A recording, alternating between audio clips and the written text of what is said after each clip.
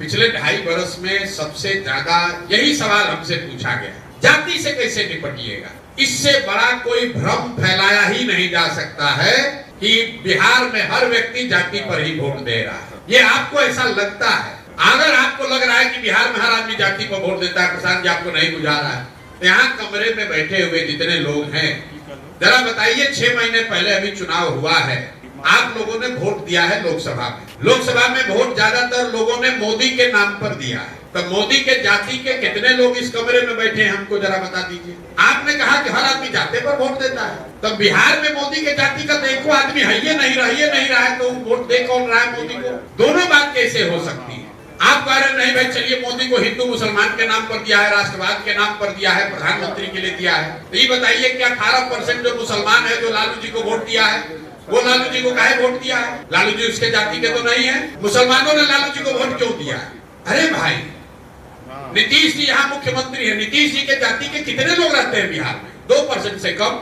लालू जी के जाति के कितने लोग रहते हैं? 15%, 16%। ये आपके मन में ऐसा बात बैठा दिया गया है कि हर आदमी जाति पर वोट दे रहा है। बिल्कुल सिरे से इस बात को खारिज कीजिए। जब आदमी वोट करता है तो जो भी समाज में सच है वो राजनीति में भी होगा। जाति समाज का एक बड़ी सच्चाई है, तो राजनीति में भी जाति का प्रभाव होगा। लेकिन ये प्रभाव सिर्फ बिहार में नहीं है, ये प्रभाव आंध्र प्रदेश में भी है, ये प्रभाव तमिलनाडु में भी है, गुजरात में भी है, यूपी में भी है। बिहार के आदमी को लगता है कि खाली जाति बिहार में है। 1975 में गुजरात में खाम थ्योरी बनाया गया, KHAM, क्षत्रिय, हरिजन, आदिवासी और मुसलमान, ये लोग मिलकर कांग्रेस को जिताते थे। तो उसको कहा गया खाम। उसको तोड़ने के लिए पटेलों को भाजपा ने वहां संगठित किया। खाम थ्योरी तो बिहार में नहीं बना था। आपने सुना होगा आंध्र प्रदेश में कम्मा रेड्डी हैं, रेड्डियों का राज था, कम्मा लोग उसको चुनौती दिए। आप कर्नाटक में सुनते हैं वो का लिंगा है, लिंगायत है। आप यूपी देख रहे हैं, बंगाल देख रहे हैं, हर जगह जाति है। जितनी जाति आंध्र प्रदेश में है, जितनी जाति गुजरात में है, जितनी महाराष्ट्र कर्नाटक में, उतना बिहार में भी है। आपको लग रहा है कि ना भैया ये तो गलत है, बिहार में तो हर बार चुनाव में जाते पर वोट पड़ता है। हम आपको गिनवा देते हैं, जरा याद कर लीजिए। 1984 में इसी बिहार में कांग्रेस पार्टी को बहुत भारी बहुमत मिला, करीब 54 में 53 सीट वो लोग जीत के आए। आपसे पूछेंगे भाई जाति का इतना प्रभाव है तो राजीव गांधी की जाति का ज्यादा आदमी तो था नहीं, कैसे जीत गया कांग्रेस? तुरंत आदमी राजनीतिक आदमी लोग कहेगा कि 1984 में भैया इंदिरा गांधी का जो मृत्यु हुआ था, उससे जो सहानुभूति की लहर बनी, उसी में सब जात पात टूट गया, सब लोग जाके कांग्रेस को वोट दिया।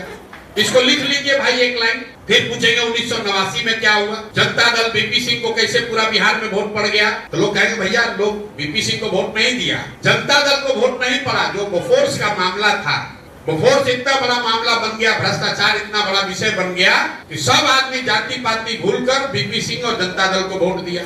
इसको भी लिख लीजिए। फिर आपसे पूछेंगे 2014 में क्या हुआ, गुजरात का एक आदमी मोदी कैसे आकर पूरा बिहार जीत गया?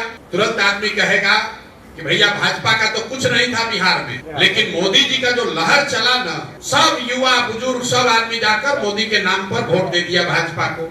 इसको भी लिख लीजिए। फिर आपसे पूछेंगे भैया 2019 में क्या हुआ? आप बताइएगा कि भैया 19 में तो एकदम कांटे का बराबरी का मुकाबला था। जो पुलवामा हुआ ना, उसके बाद तो समझिए कि हर घर से लोग जाकर मोदी को वोट दे दिया भाजपा को। इन चारों बातों को आप लिख लीजिए। 1984 एक घटना है, एक राजनीतिक व्यक्ति की मृत्यु और उससे बनी हुई सहानुभूति की लहर। 1989 एक विषय है बोफोर्स भ्रष्टाचार और उससे बनी हुई लहर। 2014 एक व्यक्ति है मोदी, उसकी बनाई हुई लहर।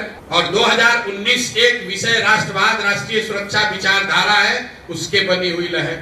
आपको ये क्या बताता है? अगर कोई व्यक्ति, अगर कोई विषय, अगर कोई घटना, अगर कोई विचारधारा समाज के इमेजिनेशन को कैप्चर कर ले, तो बिहार के में ही समाज में ये ताकत है, वो जातियों से ऊपर उठकर वोट करता रहा है। ये आगे करेगा कि नहीं छोड़ दीजिए, करता रहा है, ये प्रमाण है।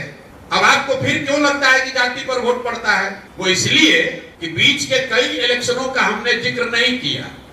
उसमें क्या हुआ, जब कोई ऐसा व्यक्ति नहीं है, जब कोई ऐसा विषय नहीं है, जब कोई इतनी बड़ी घटना नहीं है, दोनों लड़ने वाले एक ही जैसे दिख रहे हैं, तो समाज भी कहता है कि दोनों तो एक जैसा दिख रहा है, चलो अपना जाते वाले को दे देते हैं। इसलिए आपको बार बार लगता है कि नहीं भैया जाति पर वोट पड़ता है। आप विधानसभा का उदाहरण देख लीजिए। 2010 में इसी बिहार में नीतीश और भाजपा एक साथ चुनाव लड़े। सामने से लालू जी, कांग्रेस और रामविलास पासवान एक साथ चुनाव लड़ रहे थे। नीतीश जी और भाजपा के साथ उस समय नरेंद्र मोदी की इतनी ताकत नहीं थी और तब लालू आज के मुकाबले कांग्रेस, लालू और रामविलास ज्यादा ताकतवर थे। इसके बावजूद एनडीए को, नीतीश और भाजपा के गठबंधन को 206 सीट मिला। आज वही 2020 में वही गठबंधन चुनाव लड़ा। इस बार नीतीश और भाजपा के साथ नरेंद्र मोदी की ताकत भी रही। लालू पहले से कमजोर हुए हैं, कांग्रेस भी कमजोर हुई है और रामविलास पासवान जी तो उस गठबंधन में थे ही नहीं। इसके बावजूद उसी गठबंधन को 115 सीट आने में दम निकल गया। क्या हुआ? नीतीश और एनडीए के समीकरण के लोग बिहार छोड़कर चले गए? नहीं, ये 206 सीट इसलिए आया था कि बिहार में करीब करीब हर व्यक्ति ये मानता है कि नीतीश कुमार अपने पहले टर्म में 2005 से लेकर 9 में कुछ काम करते हुए, सुधार करते हुए दिखे थे। तो काम का प्रभाव भी था और समीकरण भी था, तो मिलाकर 206 सीट जीते। और जब 2020 में खाली जातीय समीकरण पर गए तो 115 सीट नहीं मिला। लोकसभा और विधानसभा को छोड़िए, अब नीचे आ जाइए पंचायतों में। पिछले चुनाव में 82% मुखिया चुनाव हारा है। सिटिंग मुखिया 82% चुनाव लोग हारे और 90% से ज्यादा वार्ड सदस्य लोग चुनाव हारे हैं। आप अपने अपने पंचायत में देख लीजिएगा। शायद ही कोई मुखिया 10 में 1 या 2 आदमी रिपीट हुआ है। तो क्या मुखिया जी लोग के जाति का सब लोग छोड़कर उनका पंचायत चला गया है? मेरे भाई, ऐसी बात नहीं है। जाति एक सच्चाई है, जाति एकमात्र सच्चाई नहीं है। समाज में भ्रष्टाचार है तो भ्रष्टाचार आपको राजनीति में दिखेगा। समाज में जाति है तो राजनीति में भी आपको जाति दिखेगी। समाज में अगर बाहुबल का प्रभाव है तो राजनीति में भी उसका प्रभाव दिखेगा। राजनीति समाज का आईना है। अंतिम बात, आपने कहा, कई लोग कहता है भैया जब तक जाति नहीं सुधरेगा बिहार नहीं सुधर सकता है। बिल्कुल गलत बात है। जब आप राजनीति के जरिए समाज का अगुवाई करना चाहते हैं तो आपके पास ये विकल्प नहीं है कि समाज में सब अच्छा हो जाए तब आप राजनीति करने आइएगा। भैया समाज में जाति ना रहे, पैसे का बोलबाला ना रहे, सब कुछ अच्छा हो जाए तब हम राजनीति में आएंगे।